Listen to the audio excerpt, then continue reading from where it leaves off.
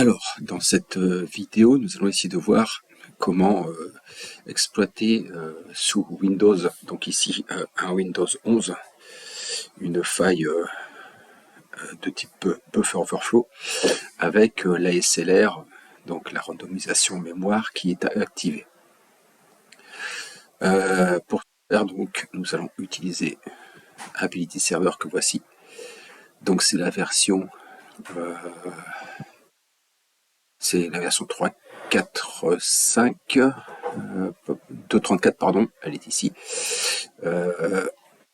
Les settings, je n'ai rien du tout touché aux coches qui sont là, donc il y avait ces deux là, de cocher, ceux-là non cochés, on les laisse comme ça. J'ai juste installé, configuré un utilisateur FTP avec, j'ai mis le mot de passe FTP, j'ai sélectionné, j'ai choisi un dossier FTP, j'ai fait un add update, puis un apply general setting.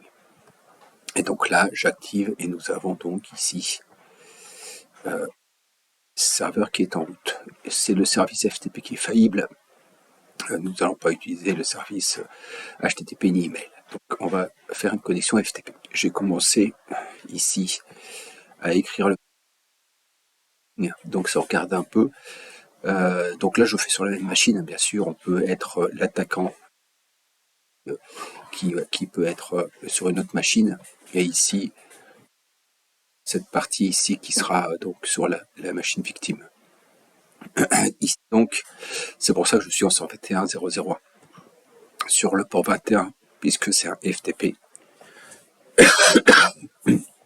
Et donc je fais un import socket. Je déclare donc mon socket, c'est-à-dire le port et l'adresse IP.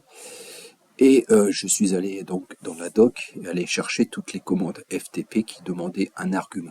Donc j'en ai pris 3 en sachant qu'une de ces 3-là est faillible. J'ai pris MKD, CWD, Store. Je fais un premier for pour prendre les commandes une à une. Donc ça va commencer par MKD, puis il ira dans ce for-là, il finira ce for avant de passer à CWD. Et dans ce deuxième for, je fais un range. Donc on va avoir donc I qui va prendre le nombre 100, puis le nombre 50, puisque je fais un pas de 50, et ce jusque 1200. Je crée mon socket, je me connecte, je récupère la bannière ici FTP. Donc là, c'est juste pour voir ce print, que ça fonctionnait bien à la base. Je me connecte en tant que user FTP et pass FTP. J'oublie pas l'anti/r et n à la fin puisque c'est dans la norme. Et ici, je vais envoyer ma commande. Donc j'envoie ma commande. Donc commande ici qui va être KD, puis CWD, puis Store. Je n'oublie pas l'espace. Et je prends un caractère, j'ai pris le A fois I. I, c'est ce I ici qui va donc de 100 jusqu'à 1200 par pas de 50. Je n'oublie pas à chaque fois ici de le mettre en byte. À chaque fois, chaque commande en byte, puisque je suis en Python 3 pour envoyer mes commandes. Et à la fin, j'oublie pas de quitter. Donc si je lance, que je regarde un peu ce qu'il se passe, on voit que ici, donc on fait les commandes. À un certain moment, on voit ici que ça s'arrête et ça plante. Donc, on remarque que c'est la commande store qui est faillible et qu'elle s'est arrêtée donc avant les 1200. Elle s'est arrêtée ici à 1100 avec un pas de 50 et avec le décalage. Donc, on va dire aux alentours de 1000. Donc, à partir de là, je peux réfléchir et regarder, relancer une commande, mais en utilisant que store. Et donc, je vais prendre maintenant ça que j'ai préparé aussi. Donc on a vu que ça tournait autour de 1000.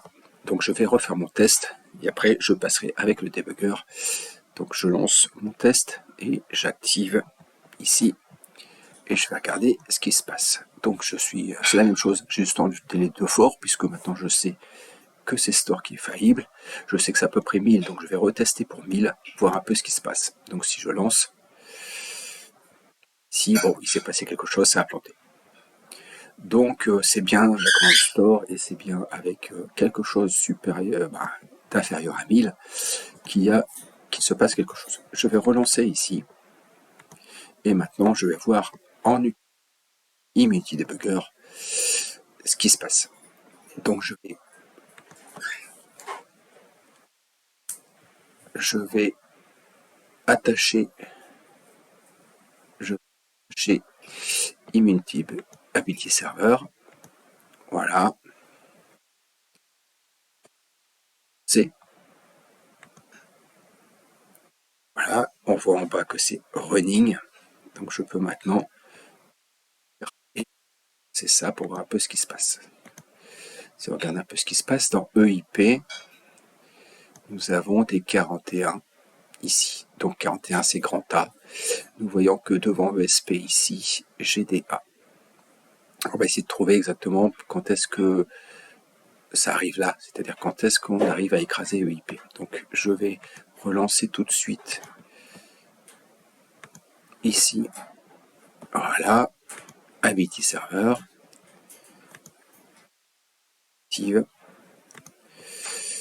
Et je vais mettre ici, par exemple, 950. On était à 1000, des pas de 50. Et je vais mettre derrière quelque chose. Alors, n'oublions pas de mettre le P. Quelque chose qui va changer. B, C, D, E, F, G, H,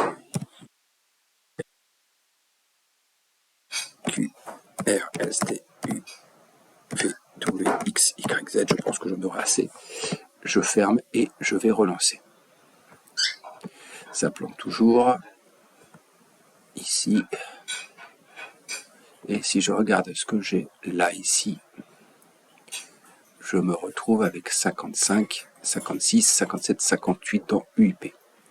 51,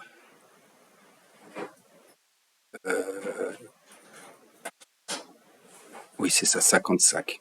41 étant grand A, donc je suis 15 au-dessus de grand A. Donc je vais retourner, alors je vais d'abord relancer ici.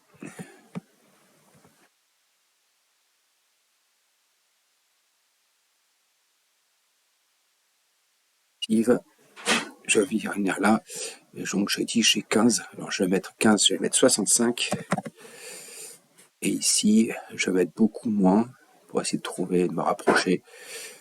J'aurais pu le faire autrement, mais pour l'instant, je le fais à la main. On fera une prochaine vidéo plus précise avec d'autres outils. Et là, je me retrouve ici, avec ici 46.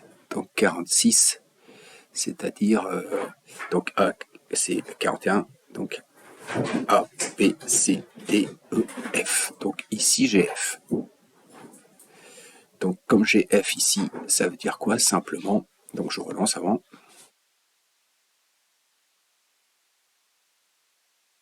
Hop.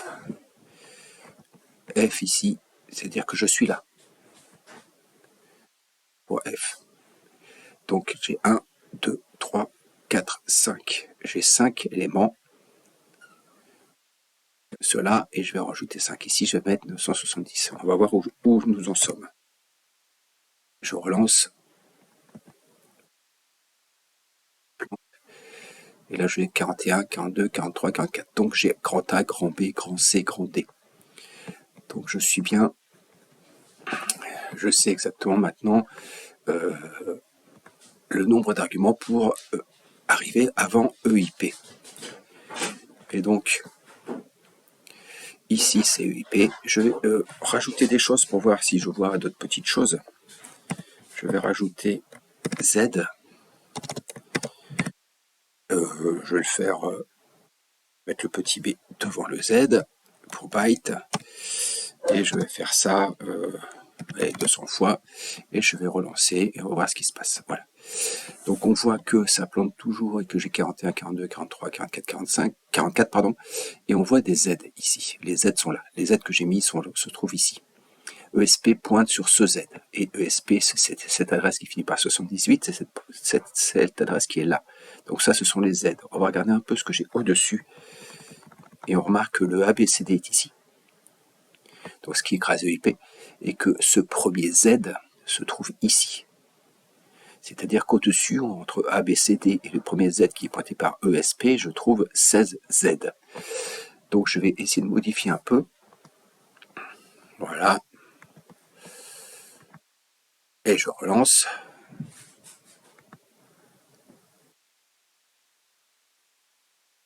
donc ici, avant ces Z-là, je vais rajouter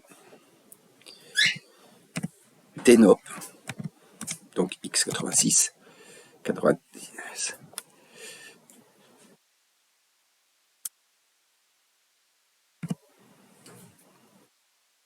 Et ces NOP, je vais en mettre donc 16. Et je vais voir si je tombe sur le premier Z. Donc je peux relancer. Je tombe toujours sur les Z, j'ai toujours ce que je veux ici. Et si je regarde, voilà, j'ai bien des NOP et mon premier Z est bien mon premier Z qui est là. C'est-à-dire que j'ai la bonne chose là. Il faut maintenant que je trouve ici une adresse qui va me permettre de revenir sur ESP, le premier Z. Et pour cela, on va aller chercher dans les DLL chargés. J'ouvre une DLL, je clique dessus. Ici, je clique droit et je vais faire un search for. Je vais chercher un jump ESP. Je trouve un ESP, je le trouve à cette adresse. Ici. Donc, je vais pouvoir copier cette adresse et l'indiquer. Donc, je vais appeler ça mon adresse de retour que je vais indiquer ici. Voilà. Et ici, mon adresse de retour, c'est donc je vois à 0. Alors comme je suis sous Intel en Linton Indian, l'adresse je la mets à l'envers. 5B. Ensuite D8. Et enfin 77. Je vais regarder, je vais remplacer ici mes Z par une interruption logicielle pour regarder un peu si j'arrive sur cette interruption logicielle. Sinon je ne verrai pas, je veux aussi... alors je vais laisser ici. Donc je vais faire x4. Et ici faire plus, je vais remettre mes Z.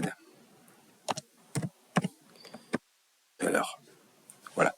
Donc j'ai rajouté ici 4 CC. Donc si mon adresse de retour est bonne, je devrais ici me retrouver tombé sur les CC. Donc je vais tenter.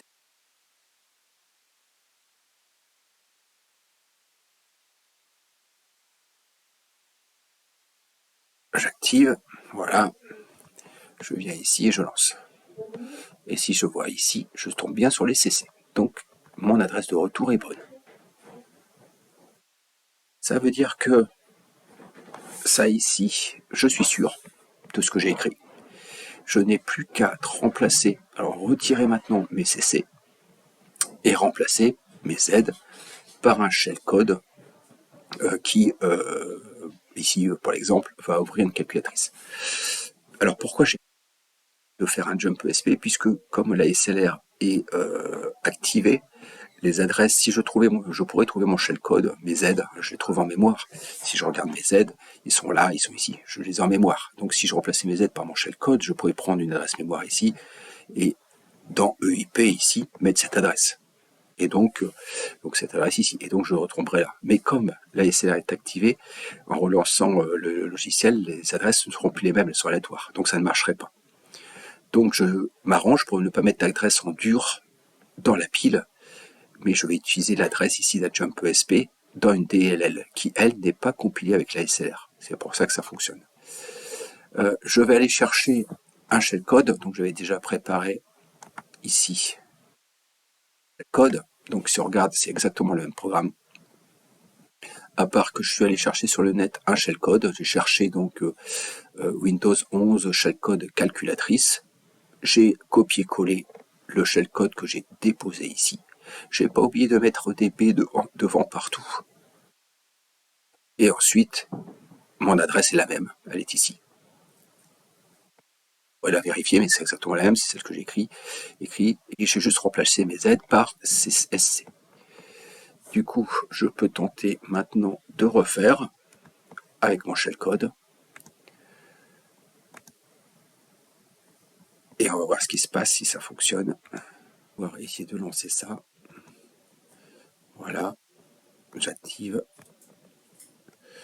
Et si je lance ça, voilà, ça me lance ma calculatrice. Donc ce shellcode fonctionne.